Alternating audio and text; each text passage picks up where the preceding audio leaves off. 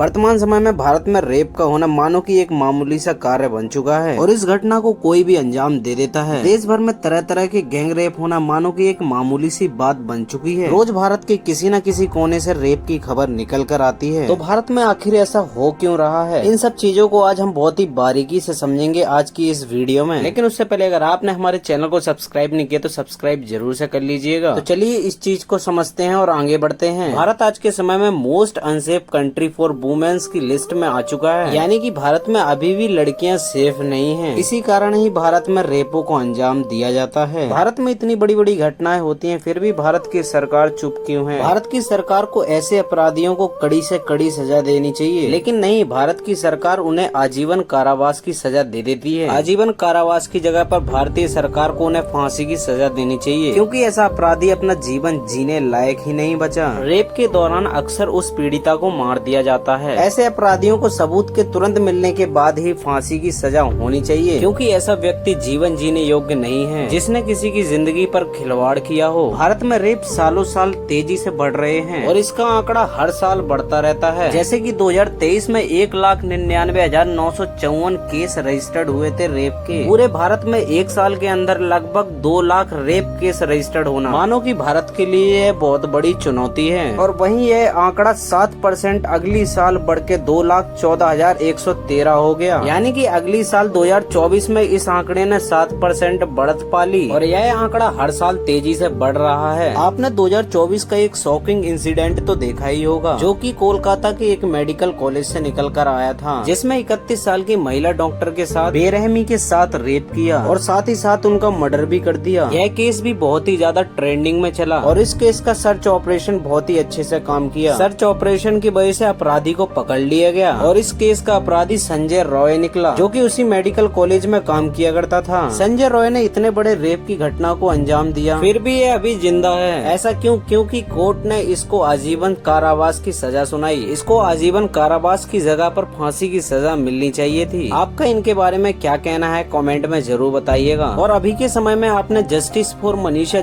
For Manisha बहुत सी खबरें ऐसी देखी होंगी। आखिर कौन है मनीषा? हरियाणा के भिवानी में रहने वाली महिला टीचर मनीषा 19 साल की थी। 11 अगस्त की सुबह यह रोज की तरह अपने स्कूल में बच्चों को पढ़ाने के लिए गई हुई थी, लेकिन इन्हें क्या पता था आज का दिन इनके जीवन का आखिरी दिन होगा। जब 11 अगस्त की शाम मनीषा अपने घर नहीं लौटी तो मनीषा के पिता पास के ही पुलिस थाने में गए। पहले तो मनीषा के पिता ने मिसिंग कंप्लेन लिखवाई तो पुलिस वालों ने कंप्लेन लिखने से मना कर दिया और उन्हीं पर ही तरह तरह के इल्जाम लगाए। फिर मनीषा के पिता 12 अगस्त को मिसिंग कंप्लेन लिखवाने गए, लेकिन इस बार पुलिस इनकी कंप्लेन को दर्ज कर लेती है और फिर अगले ही दिन यानी 13 अगस्त को पुलिस को मनीषा की डेड बॉडी मिलने की खबर मिलती है। जब पुलिस उस डेड बॉडी को देखने जाती है तो मनीषा का चेहरा पहचान में भी नहीं आ रहा था, क्योंकि चेहरे से दोनों आंखें गायब थीं और चेहरे पर केमिकल को डाला गया था, जिस कारण चेहरा बिल्कुल भी पहचान में नहीं आ रहा था। मनीषा की बॉडी का जब पोस्टमार्टम हुआ तो उसमें और चौंका देने वाली खबर निकली। पोस्टमार्टम रिपोर्ट में बताया गया कि मनीषा ने खुदकुशी की। उसमें बताया गया कि मनीषा ने जहर पीकर सुसाइड किया, लेकिन इसमें कितनी सच्चाई है ये जल्द ही पता लगेगा। आपके हिसाब से मनीषा के ऊपर क्या हुआ होगा और आखिर भारत में कब तक ऐसे लड़कियां अनसेफ रहेंगी और ऐसे कब तक देश की लड़कियों के ऊपर रेप होते रहेंगे? आप अपनी आवाज उठाओ और देश की जनता को जागरूक करो, जिससे देश में रह रहे हर नागरिक के कान तक यह बात पहुंच जाए और सभी लोग देश की लड़कियों के प्रति जागरूक हो जाएं। आपकी इसके बारे में क्या राय है? आप अपनी राय को कमेंट में जरूर बताइएगा। मिलते हैं किसी नेक्स्ट वीडियो में।